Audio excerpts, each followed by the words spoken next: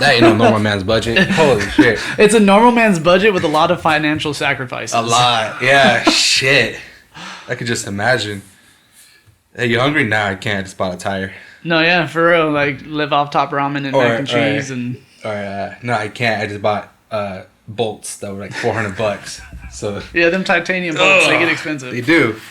I got probably $700 in just titanium bolts. Just make sure that car doesn't fall apart when you're drifting. Quicker. Oh, yeah, shit. Then we just start the episode. Totally forgot about that. So you get to name the episode. That's another thing. Since we have a dumbass name, every guest names the episode. Okay. So, yeah, that's what we do. The name's a dumbass, but whatever. Episode 22, link in bio. That was his idea. Well, it's catchy, but it's not like a show name. You know what I'm saying? It's not supposed to be a show name, but whatever. I like it. Dig. Alright. We're done my beverage. We can go. We're good to go, baby. I think I fixed it, Kevin. Yo, can you grab me one of those? I want to try it. Fuck yeah. Bet. Thank you. Fuck yeah, Poppy.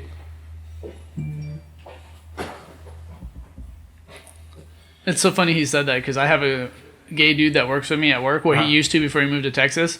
And he was this Hispanic dude and super gay. Like so fucking gay that like it hurts your head sometimes, right? And so I'd call him Poppy. I'm like, hey, Poppy! You know? And it's like, he didn't care. You know, he's gay. He loved it. But, yeah, that was... That's cool that you could joke around with like that with some people. And some people... Those drinks. Fridge. Yeah, no, like I said, you know, I'm an open book. You know, if somebody is a certain way, great. Yeah, you know what I'm saying? I have 2 gay cousins, you know, so it's not like it's something that I wasn't around, you know. Yeah, but you know how some people get like super fucking offended for no reason? Oh, for sure. Or it'll be like a Karen type of shit. Like, why you call him like that? He's a fucking offended. I call him bitch. Yeah. And they're like, you can't say that. I mean, I just did. Right. And then it's even funnier when they are like aware of that. Like, yeah. Mind your business. What I did find out is you can say anything you want to a gay dude pretty much, except that's cute. If you say that's cute to a gay dude, fighting words, dog. Really? Huge fighting words. Yeah. How you doing? Thank you, my friend. Just fighting words. I'm gonna try that to my next gay friend. That's cute. Dude, we're tapped in that community now. Oh, wow. Yeah. Yeah, they got all different flavors. So ours was a little overbearing. Was not expecting that. That's pretty good. All right, we're rolling, boys. So I gotta start from the beginning or just from the top? Yeah. From the top? Yeah, it's all what the settings are right now. It gives you a chance to redo your intro. Yeah, it's cool. Yeah, our intro was rough. Was it really? No, it was good. Damn. It was well written. Thank you. All right. Hello and welcome to episode 22, Link in Bio, the show that showcases Vegas culture, creatives, and small businesses. On today's show, we're super excited to have Devin. That's right, because I forgot. Drifting. That's fucking drifting. He drifts.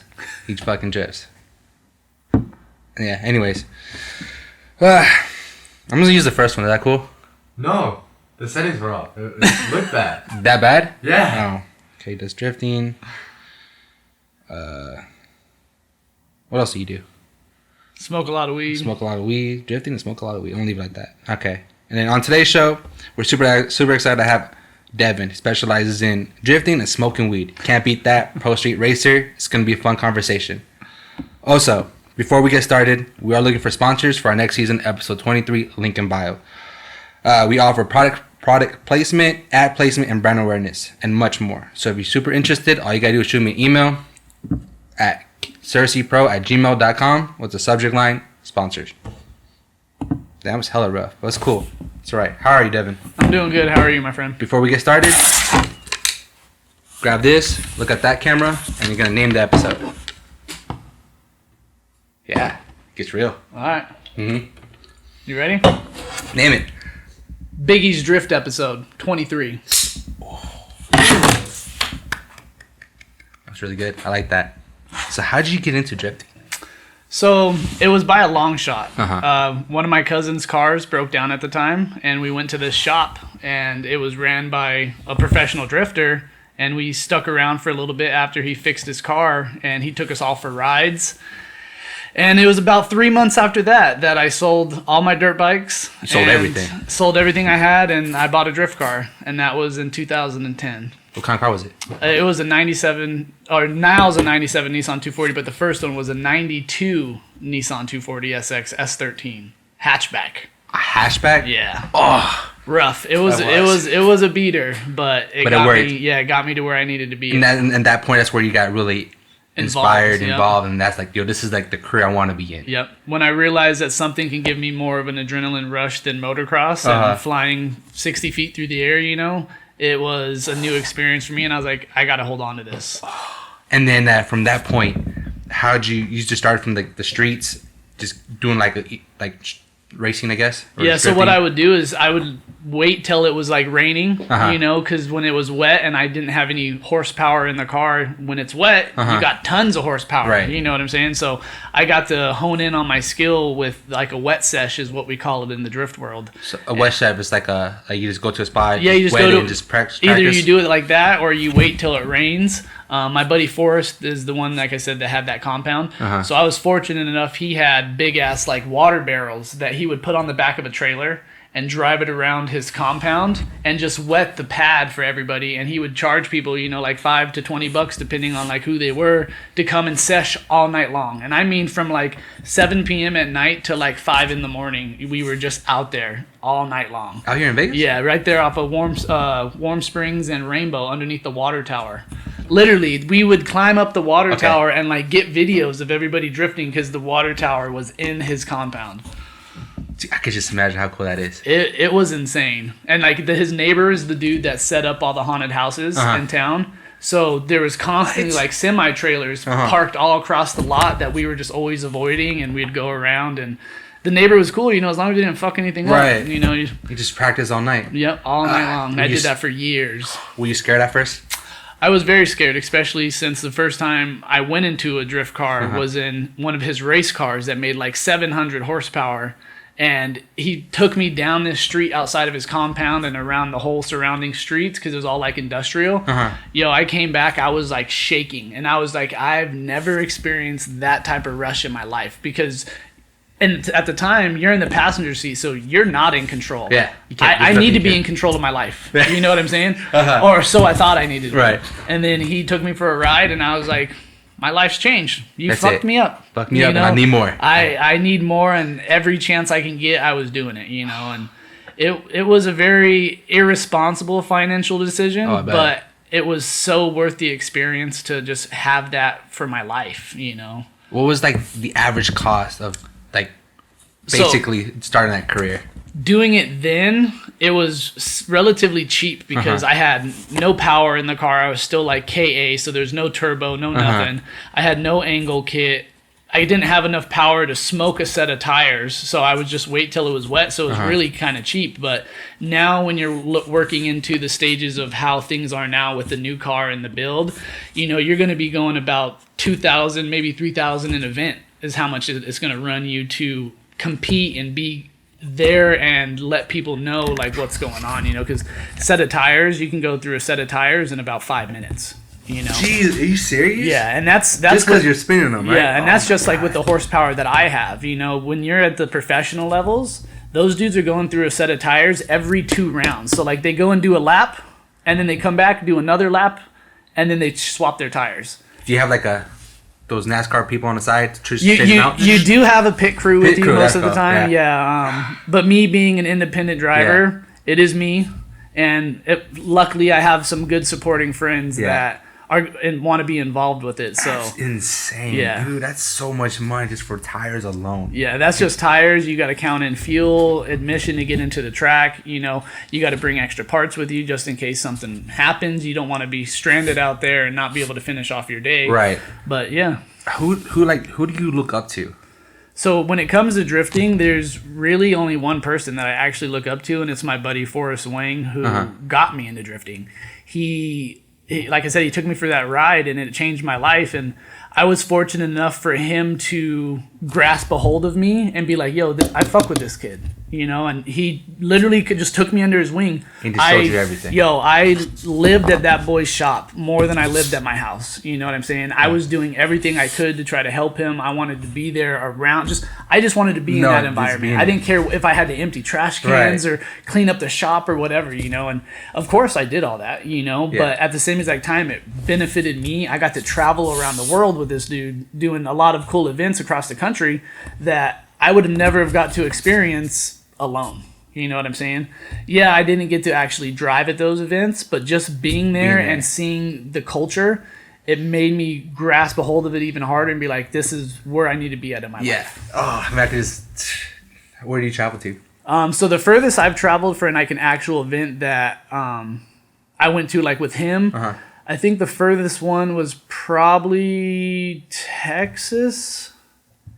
But I was already there, but I was there while they were there. You know what I'm saying? Because I was working with Formula Drift for like the production equipment of it. Okay. So I would show up a week with my boss before any of the drifters showed up. And then they would show up and then we'd kind of get to go and party around with everybody. But thankfully with my buddy Forrest, I was just semi-cultured around there because as soon as we unloaded all of our equipment, I was free for the whole event, you know? Nice. So I was just always trying to get my hands dirty and I wanted to be involved with what he was doing. So that's where it got me where I'm at now. And now you're just like a pro street professional drifter. I definitely wouldn't consider myself pro, but I've gotten a few awards, you know, and I have quite a few people that, you know, I have a strong backing for me. Okay. And thankfully with my buddy Forrest, you know, I've gotten to drive a couple of his cars and he doesn't just let anybody drive those things, you know, they're $100,000, you know, so I've been very fortunate that he trusted me enough with that type of stuff.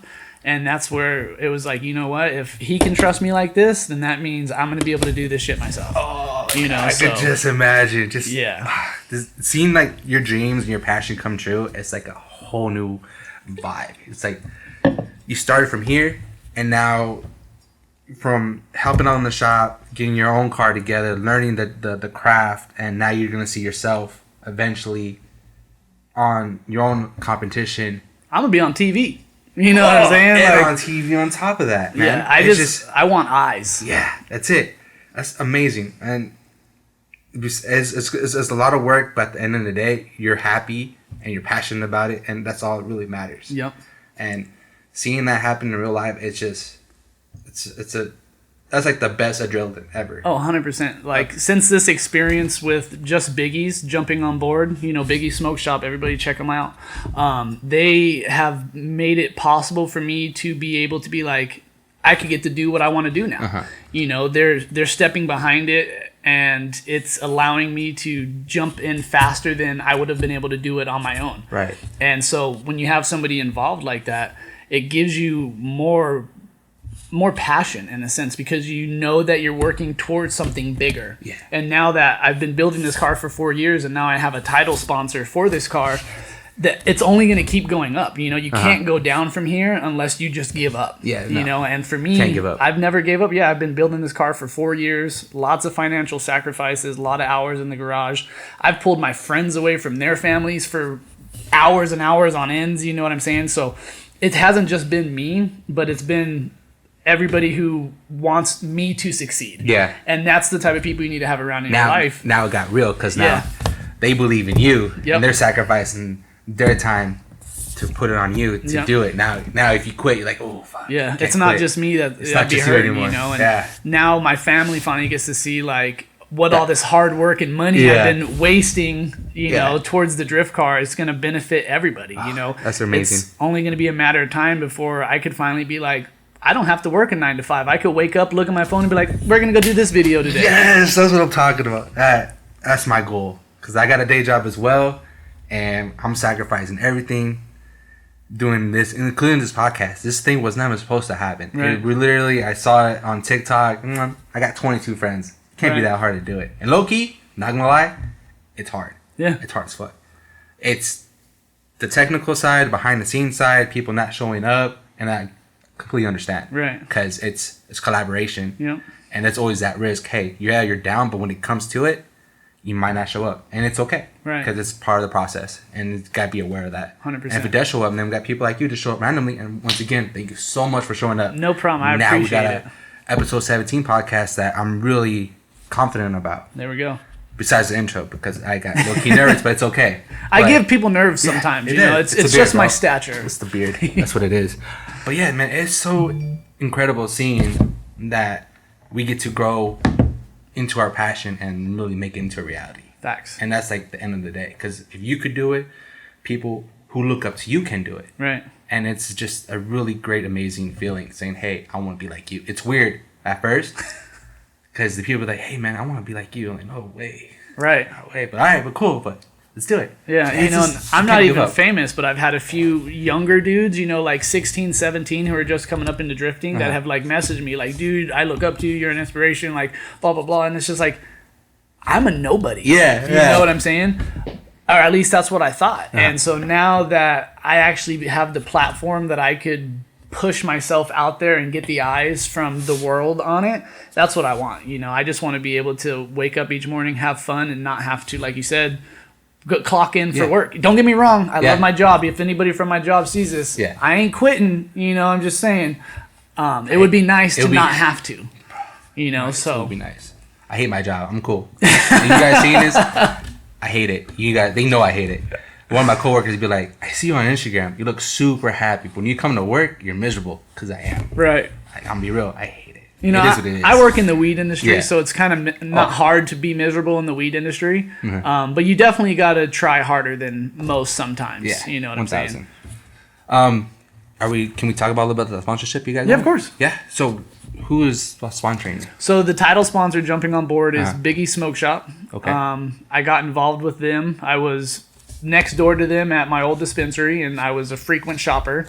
And our social media guy for our dispensary is their social media guy. And we just got teamed up somehow, and he brought this idea to them, and he said, they want to talk to you. And I said, excuse me? And next thing you know, I'm like going into this meeting with two owners of a great smoke shop, you know what I'm saying? And I walk into this big ass house, and it's just like a content house, you know? It was something that you see out of literally Instagram videos, Yeah. you know? I'm like, holy shit, I'm here. Like, I fucking made it into this house. Like, big things are gonna happen now. And so I got to sit down and explain to them what was going on, and I gave them my proposal for I literally had a whole proposal that I had written up for them to show, you know, how serious I was. Yeah. And they said, cool, what do you need from us? And as soon as we had everything set in place, we signed the contracts and they jumped on board, and the official first part was ordered today on 9/20/22. So the first title sponsor part was purchased, and it's only going to keep going up from here. Yeah. So, you know, we plan to hopefully debut the car October 22nd Okay. at Fuel Fest here in Las Vegas. It's going to be out at the Speedway. Okay. So that's going to have thousands of people out there. You know what I'm saying? So that's where we're trying to debut the car out there for the first time and make everybody be like, whoa. You know, because it's going to blow people's minds. People, like I said, you know, everybody's going to literally look at it and be like, you touched everything you could on this car. Why is this color? Why is this color? You know, it's like, because my imagination just doesn't stop. Yeah, You know, you and just if you gotta go with the flow. Yeah, and if you give me a platform that I can do whatever I want on it, Uh-huh. I'm going to kill it. That's You know, and so, yeah, it took 4 years to get it to the point where it's at now, but I'm so excited with the results from it that I'm cool with it taking as long as it has. That beautiful. was a good burrito, man. Was it really? Man, it you smells delicious already. He did what he said he was gonna. I like He it. did Well, you got to take a nap now. Though. Yeah. You did promise that. It is, I did miss my nap time a little bit earlier, so it's about that time. Y'all don't mind if I take a nap right now? Not at all. You gotta keep the level down a little bit. Yeah. We'll little try. bit. We'll try the hardest. Maybe. That's great. Is there any advice that you could give to upcoming drifters? Yeah, get that burrito. Don't spend more money than you need to, because I promise you, it's gonna dig you into a financial hole. But if you're passionate about it, spend all your money, because your passion is going to create you a future that you can only have dreamed of. And that's what, everybody wants to do, is everybody wants to be like this professional drifter, and they want to make all this money from drifting, you know what I'm saying? And the likelihood that everybody can do it, it's like being a professional athlete. Yeah. You know what I'm saying? Not everybody can do it, but if you have the passion for it, that's all that matters, because at the end of the day, it doesn't matter how much money you have or how much money you don't have. If I could go to sleep each night knowing that I did what I wanted to do that day and I'm happy, that's what matters. Basically, be prepared for the long haul. Be prepared for the long haul, because drifting isn't something you just get into and you're like, all right, I'm out in like a year, because you're so financially dug into this life and this culture that you're like, I can't pull out. Mm-hmm. You know what I'm saying? There's no reason for it. Mm-hmm. You know, so it's been a huge life-altering experience to have this involved with my life in the best way. You know, I've had huge downfalls from this as well too. There's nothing worse than drifting your car and blowing your motor at an event, or blowing your motor in the middle of the road. And it's just like, what do you do? Like, that's that moment where you decide whether you're going to keep doing this life or you're going to fucking throw in the towel and sell the car as is. Jeez. And how long, like, if you do blow on, what's like the turnaround time of you actually? So turnaround time is, of course, just on budget. Yeah. You know what I'm saying? If I'm working a normal job like I am here in town, you know, my budget to fix a motor would be months. Yeah. You know what I'm saying? It'd be a long time, because I have other bills I have to worry about. But if people have the budget set aside strictly, like, all right, I know I have this much money if something happens, you know, you can go buy a new motor from a JDM company. You put like let's say they are going to start out, would it be like a good number every check to put something aside for something that goes wrong? Yo, yeah, for sure. Especially if you don't have to worry like with family or kids or anything like that, you're able to set more of that chunk of money aside, you know, and that's what I was doing for a really long time. Is I'd be like, all right, you know, I'm making $1,500. I'm going to pull $500 out of this check and I'm going to set it aside, so that way I know that something happens, wrong, I got this $500 for the race car, or yada yada yada. Okay. So it's definitely, it's like I like to think of my race car as my savings account. You know what I'm saying? I know that's a really stupid savings account, but, you know, that's if something is to happen. Yeah. And I finally decide I don't want to be a part of drifting anymore, I would be financially set off of selling that car for a while. You know, selling that car would be most people's yearly salary, you know, so it would be able to put me in that point. But thankfully, I've never had that thought cross my mind. My motors have blown up, and I'm just like, what am I going to do to come back bigger, better, and stronger? Yeah. And that's what it's all about, is just keep having that continual drive to make your passion real. Ah, beautiful. I love that. I think that's pretty good. I'm excited. Thank you so much for being a part of this podcast. Congrats on your sponsorship. Thank you. I'm super excited to see if, I'm going to assume it's going to be on TV. It's going to be on social media first, you know, and unless somebody sees it on TV or whatever, that's not, you know, we're not focused on TV. Yeah. You know, because the way the life is rolling right now, social media is where everybody's attention is at. So I'm honored. If I have time, if my day job doesn't conflict, I would love to attend. Of course. But my day job conflicts a lot. It's okay. But if not, you have a great fucking race, my guy. Thank you. You enjoy that. Win. Drifting.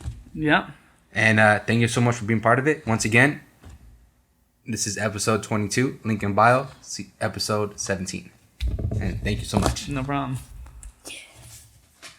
How was that? Yeah. It was good. Yes, it did. I was going to like talk more about everything the car has, but like I didn't want to seem like a glorified like money spender. You know, it's like, oh, well, I got 10,000 here and 15,000 here, you know, so that's kind of why I just kind of left it kind of open. Yeah. You know what I'm saying? Cool. It's fine. How you feel about it? I'm cool. You know, if there's anything else you guys need, you know, like I said, I'm an open book. Yeah, that's perfect. You know, if you want to know the funds behind the stuff, you know, it doesn't hurt to know. You know, I just didn't want to like overboard. No, you're good. I was just trying to think like, hey, what if a person does at least put like 500 is cool. That's perfect. Right. At least put 500 because those parts are expensive. Yeah. And you're gonna basically look at a $499 product. Yeah. And it's gonna plus taxes gonna be $502. Yeah. So like cool. I just spent $1,400 on a turbo like an hour before I came over here. So literally like Chase Bank hit me up, was like, "Is this a fraud? Like, is this you?" And I'm like, "Yes, it's. No. I'm trying to buy this turbo from China." Anything car related, it's a good chance it's me, and it's okay. Don't gotta hit me up. Yeah. If it's car related, it's me. Yep. Now, if it's something else, then call me. Right. If it's something that is not associated with auto parts, for sure it's not me involved. Yeah. Not me involved. Perfect. $1,500 at Chanel? Nope. That was return that. Yeah. Take that shit back. How long was the play time? 25 minutes. Perfect. That's good. That's good. Yeah, that's pretty much it. Thank you Good again. stuff, baby. That's it.